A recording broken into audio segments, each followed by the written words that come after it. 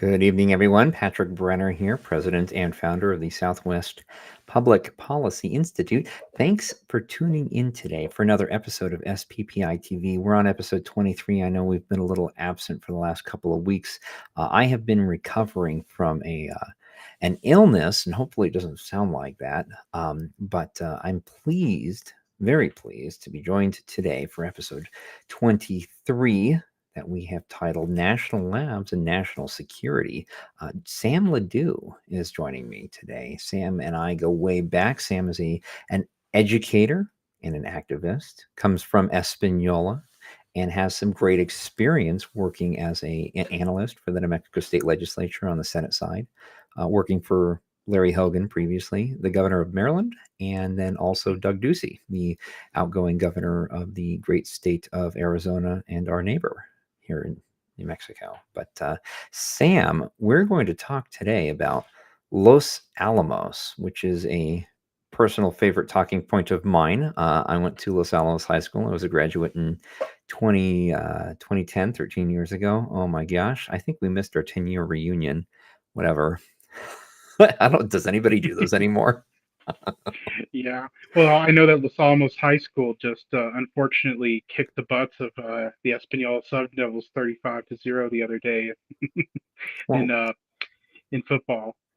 well, Los Alamos has always been better at than Espanola at football. It's no I surprise. know. Which is One it, day, it, one day we're gonna get there. You it, it, watch. it kind of is a surprise. I assume that the additional altitude kind of stunts growth up in Los Alamos so that we get shorter football players, but I guess it doesn't really matter.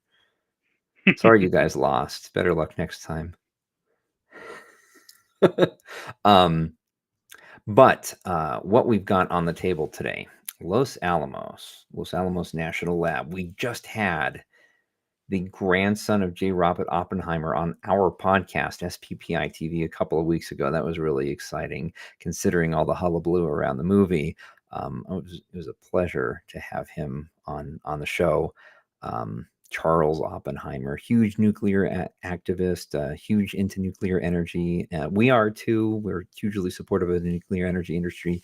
But Los Alamos, another topic that comes up again for the Southwest Public Policy Institute. And we want to talk today about the expansion of Los Alamos National Labs with the proposed satellite offices or satellite installation.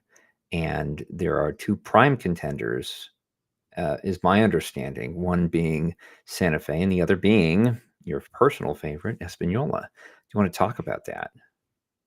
Well, unfortunately, Espanola isn't a prime candidate, which is part of the problem that I have with the expansion.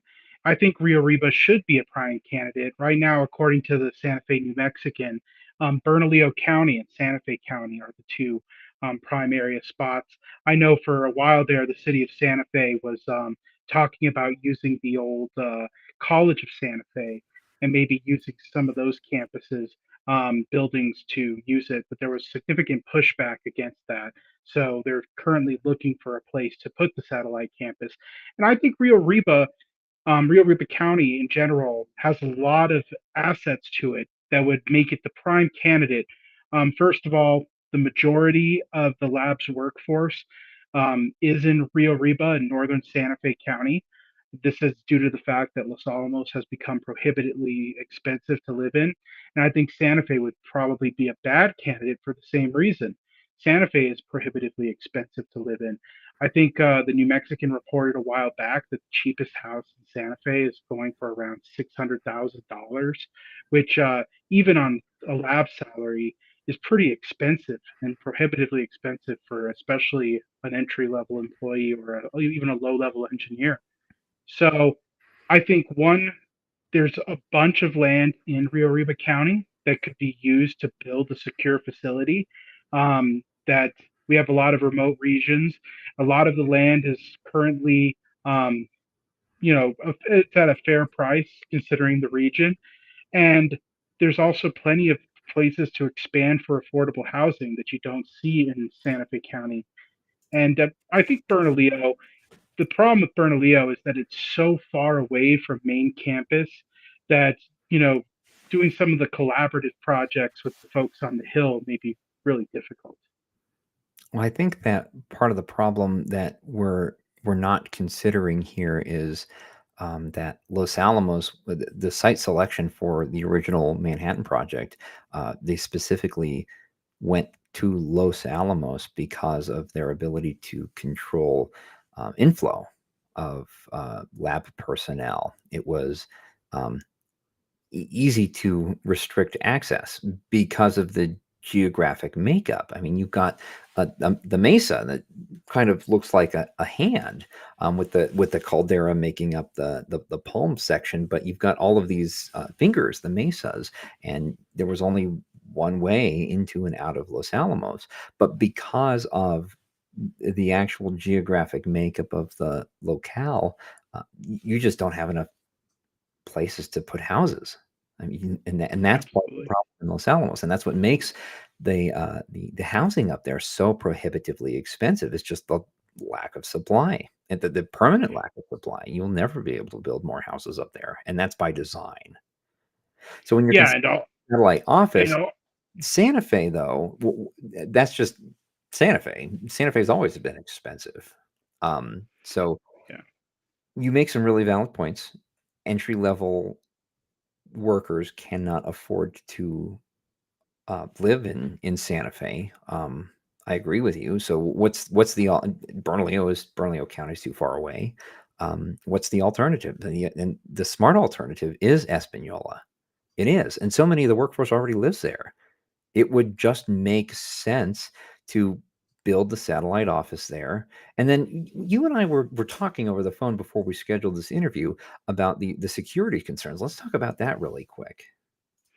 Well, yeah, I mean, one of the biggest problems with the Santa Fe site selection is just that it would be in a major, you know, as urban as New Mexico tends to get area. And Santa Fe, I mean, one of the proposed locations, like I said, was the old College of Santa Fe campus or the old Santa Fe University of Art and Design. And that's like right on the middle of St. Michael's Drive or it's Cerrillo, like near St. Michael's and Cerrillos, which are two of the main arteries into Santa Fe. And that makes you wonder, what exactly could that facility do? It's not remote enough and it's not secure enough for a lot of the national security work that the lab would do. That means most of the projects that would take place on the satellite campus would have to be of low security clearance. And it makes a lot of limitations. Whereas if they built for the future in a place like Rio Arriba, a more remote location, they would have not only room to expand, but they would also have a lot of flexibility in the type of projects that could go on there. And also, there's tons of areas that could be developed, and I think especially, if not Espanola, they can go a bit further north. They have areas like Velarde or Alcalde or some of these other areas that are just ripe for some sort of development. A lot of these areas are economically struggling as well. And I think one of the biggest arguments for it is that the lab has already sunk a significant amount of investment into Northern New Mexico College in Espanola in some of their engineering programs. And I think that there's a really good chance for further collaboration there to expand those programs and help them develop them. Because Northern right now, a lot of those engineering programs that they do have, they're not sufficient enough to build the type of engineer that they need at the higher end level. They're only sufficient enough to build engineer techs. But with significant investment and being so close to the lab, you could easily see that program take off. I want to take a step back. We'll get back to the Northern New Mexico College in a minute. But are you suggesting that building plutonium pits, manufacturing plutonium pits in the center of the state capital is not a good idea? Well, there's also the local pushback, right? Like part of the Santa Fe is reason the not friendly to Los Alamos or the mission. no, and Santa Fe actually, they built the relief route around Santa Fe for the transportation of nuclear waste for that very reason. there's always been a lot of paranoia around the nuclear industry in Santa Fe, and you obviously would have that same paranoia come in. Part of the reason why the old College of Santa Fe site was taken off the table was there was significant pushback for the community, and I think that northern Santa Fe County and the Rio Arriba area, a lot of us already work for the lab, or we have significant, we're several generations deep of lab employees. They would be a lot more open for that development than Santa Fe would be. I think the people in Espanola already know how safe nuclear waste is, just handling it. And I've never understood that fear. It just seems that it's based in real antiquated misunderstanding of the nuclear industry, and it persists to this day. Michelle Lujan Grisham, the administration, just killed the consolidated interim storage facility in the southeast part of the state that was going to be constructed by and administered by Holtec International, the nuclear company. There is no national repository for spent nuclear fuel. That facility does not exist. So in the interim, the solution is to construct and maintain these consolidated interim storage facilities. There's one in the Permian Basin, or there was going to be one in the Permian Basin, being administered by Holtec, and then there was going to be one on the Texas side too, and Texas opposed it as well. And I don't understand that fear. I mean, the battery waste from battery installations that are necessary to support solar and wind infrastructure for its when the wind doesn't blow and the sun doesn't shine, you got to store the energy so that you can still deliver electricity during those off times. And that solution that is being proposed by the radical environmentalists is batteries. And battery waste is so much more corrosive and so much more dangerous in the mining and the manufacture of them, are so much more potentially deadly than nuclear waste. Nuclear waste is safe. There was this great meme a couple months ago of a nuclear activist, a nuclear energy activist. I can't remember her name off the top of my head, but I got her to follow me back on Twitter. She went viral she's pregnant and was right there hugging this like spent nuclear storage cask, a cask of spent nuclear fuel rods, to show just how safe she believes, and it is. Spent nuclear fuel is safe. So I don't understand it. I don't think I ever will. The fear associated with nuclear fuel and nuclear waste in general is based in a fundamental misunderstanding of the nuclear industry, which is likely coming from 3 Mile Island, Chernobyl, Fukushima, and those are all disasters in their own way, but just persist. Just those three persist. I also think that it's a fundamental misunderstanding of what LANO's mission is. And I think, especially in this time with the war in Ukraine going on, it's more important than ever to focus on making sure that we have ample supply of weapons, for deterrence reasons, as well as you never know what's going to happen. I mean, part of the reason why Russia was able to invade Ukraine is because they agreed to give up their nuclear weapons. And there was no deterrent for Putin to stop him from doing this invasion. And that's something that we all have to realize, is that, nuclear weapons are a horrible tragedy. Like, they are something that is, it's not something to play around with. It's not something to ask for more proliferation. Obviously, I would love to live in a world where nuclear weapons didn't exist, but at the same time, we need a deterrent. They do exist. Once they exist, you need to be able to deter the use of them. And the best way to deter the use of them is to make sure that we have our own supply.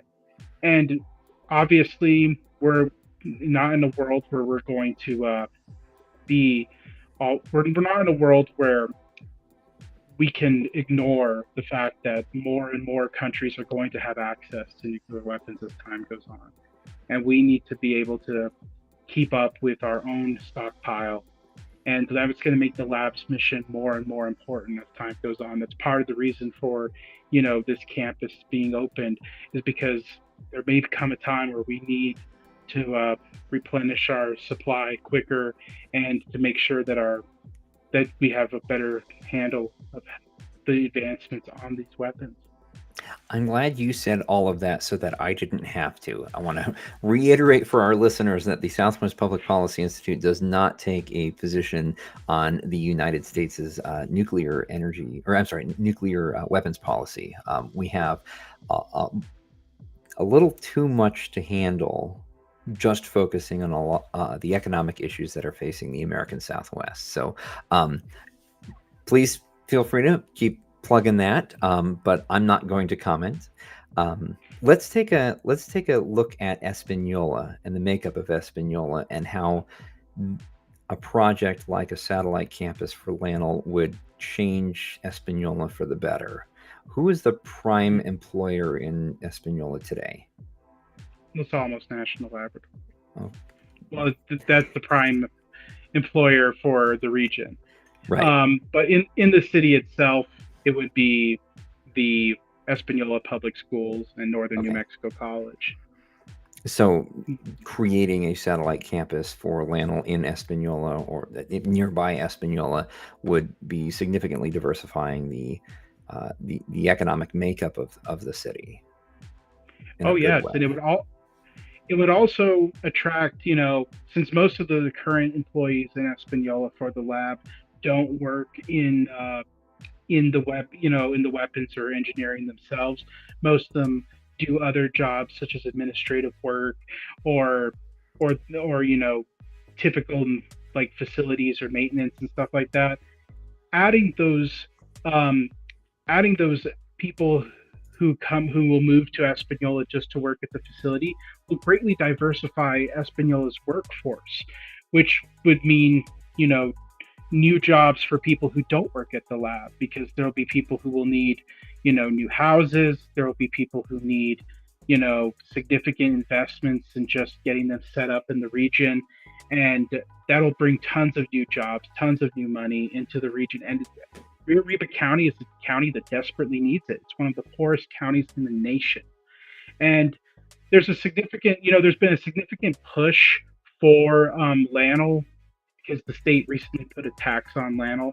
And that tax, it hurts LANL from getting some of the projects that they probably would like to bid for, and those go to other states. But if we're going to have a tax, it would probably be a good idea to spread that tax outside of one of the 6 richest counties in the nation.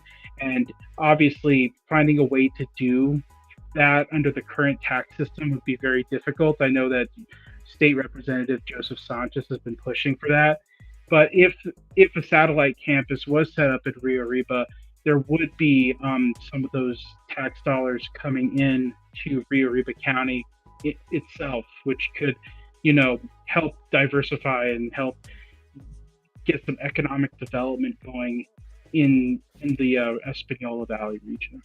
I think the entire state of New Mexico has an economic diversity problem. Absolutely. I mean, if you don't work in oil, or you don't work in government, where are you going to work? Well, I work at the Southwest Public Policy Institute. but I had to, you know what? You know what I mean. I know.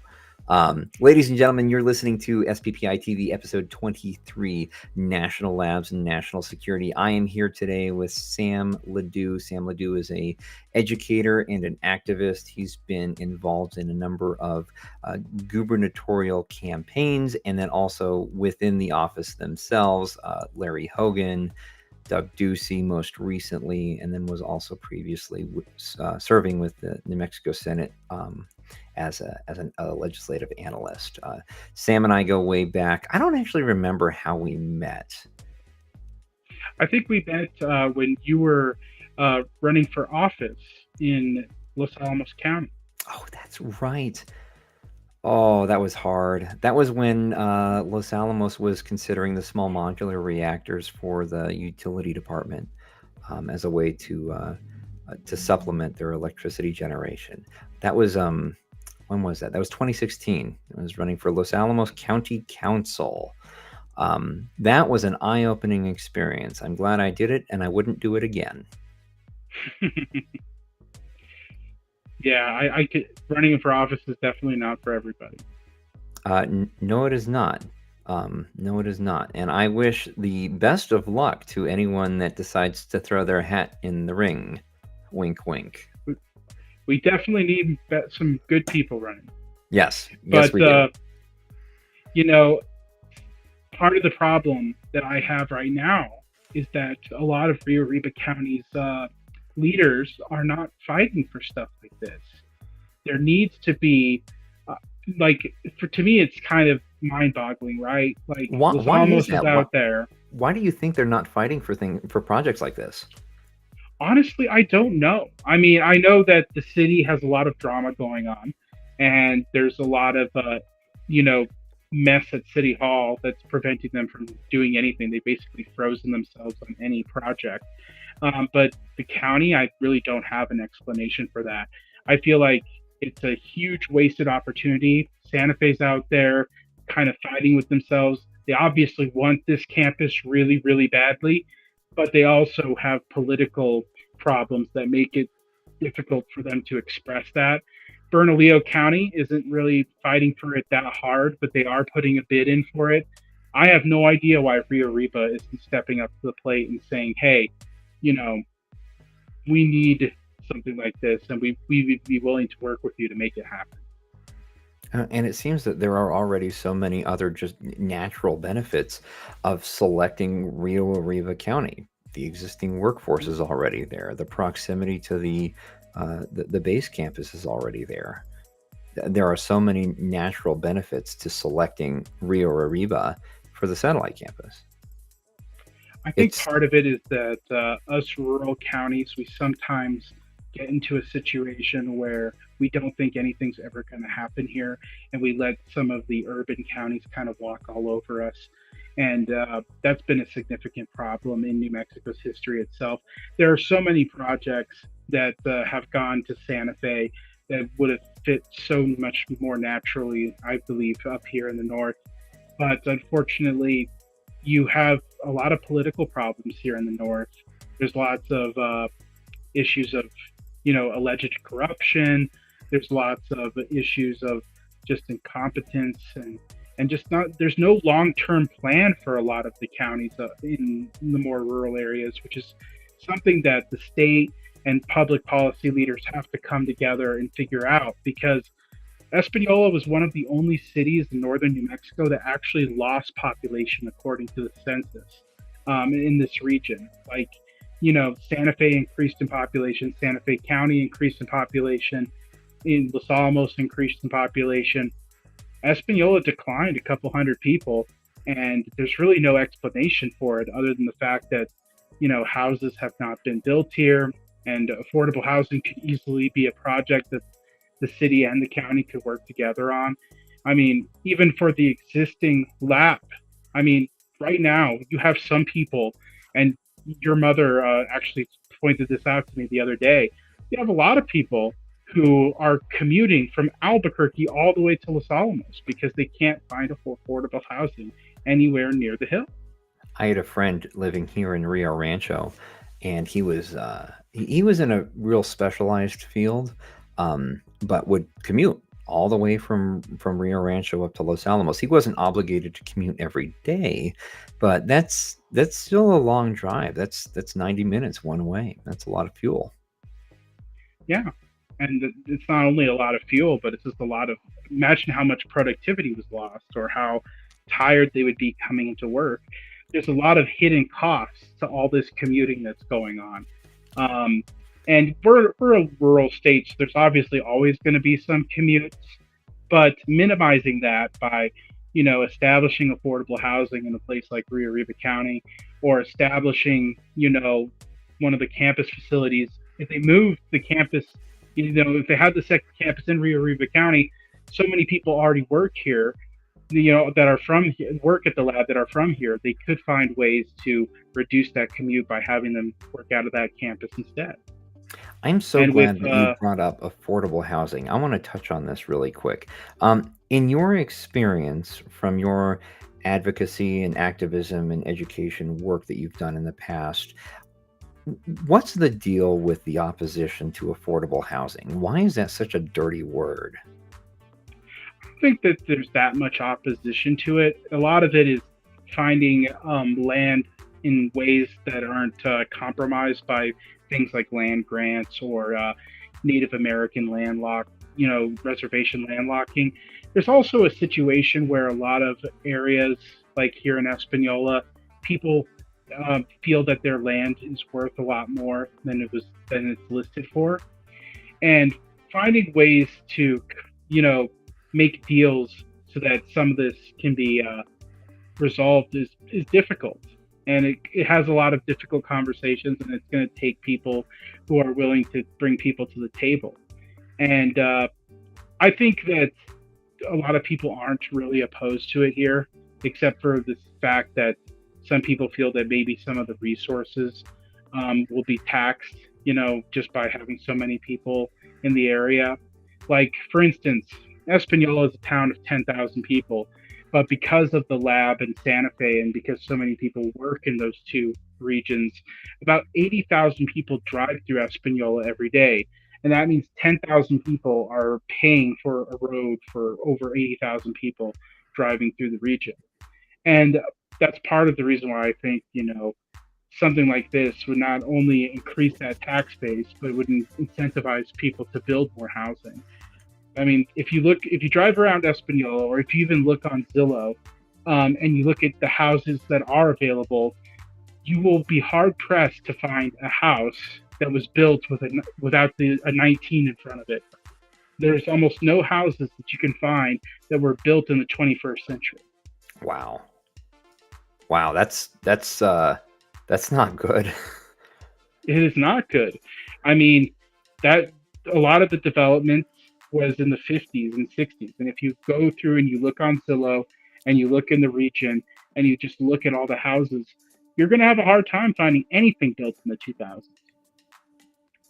So, And, Sam, we've you know, talked a lot about all the problems that are currently facing the city of Espanola. I'm going to give you a magic wand. And if you wanted to use this magic wand as the mayor of Espanola for a day or a week or a year, no holes barred, do whatever you want, what would you do to fix it? well, first thing that I think needs to get under control is the crime problem and the drug problem. So I would try to step up enforcement, and I would also try to recruit more police officers. Right now, Espanola only has 7 confirmed police officers the last time I checked, which is significantly lower than just a couple of years ago. A couple of years ago, they had 35. And the crime has just gone through the roof. I mean, it is just insane how much crime has, happened in the city in just the last year or so. Do And I you feel think that the loss of qualified immunity had any impact on the lower police officer count that are currently working for the city of Espanola? no, it's most of it has to do with a personnel issue. When the new mayor came into office, he fired the police chief, and the police chief had an active investigation going on, and a lot of people felt like they couldn't work under an administration that basically would be willing to fire a police chief for investigating somebody within the city. So a lot of them pursued. I mean, the thing about police officers is that they're like gold, right? So every city is trying to fight for them. And if they don't feel comfortable working in your city, the city of Las Vegas, I know, took at least 3 or 4 of them that used to work in Espanola that I know of.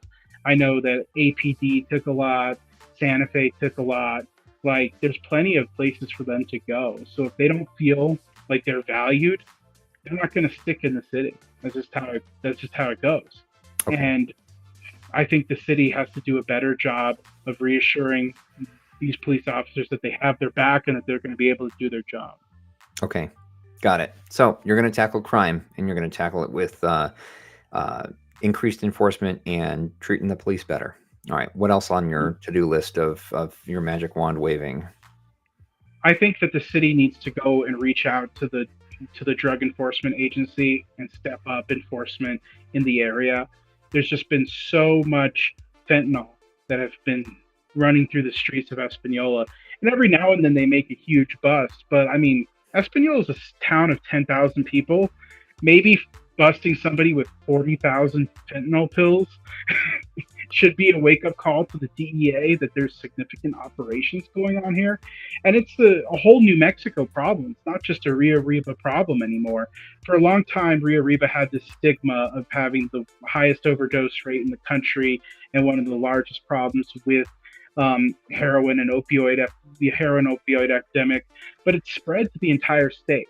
And the DEA could come in and cut it off here because obviously a lot of the source that whatever the cartel or whoever the gangs are who are running these drugs, one of their first stops is the Espanola Valley, and it has been since the 1970s. And that's something that needs to have a step up of enforcement, and there needs to be more significant investment by the feds, and the city needs to demand it. A lot of the city leaders kind of pretend that it's not a problem. You'll often hear, well, most of the people who are overdosing aren't from the city, or you'll hear that, it's not really that big of a deal. Everybody has problems. It's just that Espanola doesn't hide them. These are arguments that you've seen elected officials make on television, and that's not solving the issue. We have to admit that we have a problem, and we need to go out and get the state and hold the state and feds accountable for not helping us pursue this issue. Okay. All right. So we're going to tackle crime. We're going to solve the drug problem. What else are we going to do to improve Espanola? Economic diversity. I mean, part of the thing is that Espanola is a very difficult place to start a business in. Even though we have lower taxes than a lot of places in Santa Fe, and we have a lot of reasons why businesses would want to choose Espanola over Santa Fe, the red tape keeps that from happening. And the city and the county need to come together and figure out ways to make development easier. It's the biggest reason why a lot of developers don't even look at the area. There just needs to be significant reductions in wait times of granting business licenses. There needs to be significant, the city and the county need to invest in economic development. They just really haven't. And most of the investment they've done is in the workforce. Like, they've done a lot of labor training at Northern New Mexico College and a couple of the other institutions. But if you train up your labor force and you don't have jobs for them, they're going to leave. Right. And that's been New Mexico has had a brain drain problem for years. And now we're equipping college students with free college, and then we're exporting all of those college students that all the taxpayers in New Mexico have subsidized their education, and then we're just giving those kids away. We are literally exporting one of our top investments, and we are doubling down on that by offering, through Michelle Lujan Grisham's administration, by offering free college and by not backing up those future labor force participants with good opportunity. Exactly. And a lot of people want to stay. A lot of people desperately want to stay, and they want to, stay in the communities they grew up in. And one of the ways that they could even invest in it by not even, I wrote an op-ed on this the other day in the Albuquerque Journal, but just investing in trying to expand internet access into some of these rural areas could make significant differences on improving and keeping people in the state and improving these small towns, because then they could work remotely. Like right now, that's what a lot of rural states are doing. You're seeing this in places like Idaho. You're seeing this in places like Wyoming.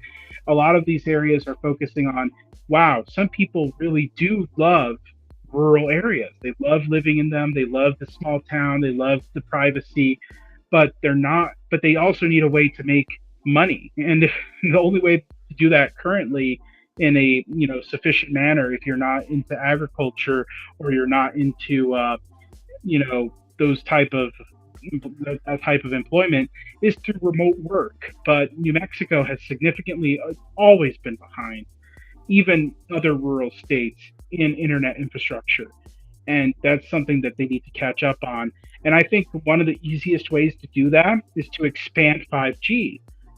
Make a go to some of these wireless companies and say, hey, you can expand, you can put towers up, and we can expand the amount of 5G that's in the state. And it's not as fast as broadband, it's not as fast as some of the satellite options, but what it does is it allows those communities to have options. Espanola recently, is benefiting from the fact that T-Mobile and Verizon are now offering home internet from 5G. I don't have to go with Windstream, which is the only broadband provider in the area. I'm talking to you right now through T-Mobile, and I could do that because T-Mobile has expanded their 5G options and expanded how their home internet works. And I think if the Sam, I'm going to be state honest with you. pursues The that, quality of your stream is a heck of a lot better than some of our previous guests, and I'm surprised to note that you are calling in from a 5G T-Mobile connection. That's awesome. exactly. And that's just how, I mean, that makes a significant difference. I think that expanding the amount of options they have, one, these wireless companies want to do it anyway. Like, so let them do it. Two, it helps with the broadband issue and the digital equity issue that the governor's office and everyone has been complaining about since COVID. So it's an easy solution that doesn't require all the digging in the ground. It doesn't require, eminent domain.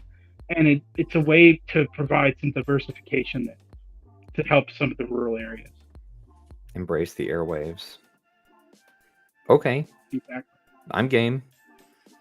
And then a lot of times it's a heck of a lot cheaper too.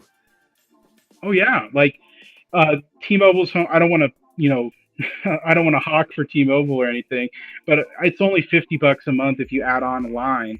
That's cheaper than going to add a complete new line from Windstream, and it's comparable to some of the dial-up options, which are now like $30 because so few people use that option anymore. So, like, if you're a rural area and you expand the 5G in that area, it provides an option that is usable. And unlike satellite's another option, but the upload speeds in satellite often make it prohibitive for anything besides checking email or watching Right. YouTube videos. Right. What is as far as satellite goes, Starlink, Elon Musk's Starlink certainly falls into that category. Is there an upload limitation on Starlink specifically? Do you know? Yes, because it's just how satellite works. Okay. Obviously, you need the satellite over your region, and just transferring the information upwards is a lot more difficult just physically than transferring it down. I know this because I had dial up till 2008, and the only other option was this option called HughesNet, which is the original satellite internet before Starlink and some of these other competitors have gotten involved. And HughesNet had like it was something like 100 down, which was amazing at the time because the only other option was like DSL or dial up, and but the upload speed was just as bad as dial up. Wow. I don't remember the last time I had dial-up. I'm going to be honest. It's been a while. It's been a minute. Yeah, look, Espanola had it till like about 2005, and then my parents who live in Nambe, they had dial up. They had no other option besides dial up until about 2008. So we've improved a little bit, but we're still significantly far behind other rural states who made investments because they saw that internet is basically a utility and you need it to function for a lot of modern society. Right. So we're going to wrap things up here. Any final words before we close it out for this episode? No, I don't have really much more to say, but thank you so much, Patrick, for having me on, and thank you for having this discussion. I think that hopefully someone in Espanola or Atlanta sees it and makes a consideration to invest in our region. I would really appreciate that. I'm hoping that we can get some additional investment for your region. I'm rooting for you. Ladies and gentlemen, you are listening to episode 23 of SPPI-TV, the public policy podcast of the Southwest Public Policy Institute. My name is Patrick Brenner. You listened to Sam Ledoux. He's an educator and activist. He's been involved in the political scene for some time, worked with some previous campaigns to include Doug Ducey and Larry Hogan, and then was previously an analyst with the New Mexico Senate. He's a huge cheerleader for New Mexico. I applaud all of the work that he has done, is doing, and will continue to do for the land of enchantment, and we'll be doing everything that we can to support him in that endeavor, not just to better New Mexico, but to better the entire American Southwest.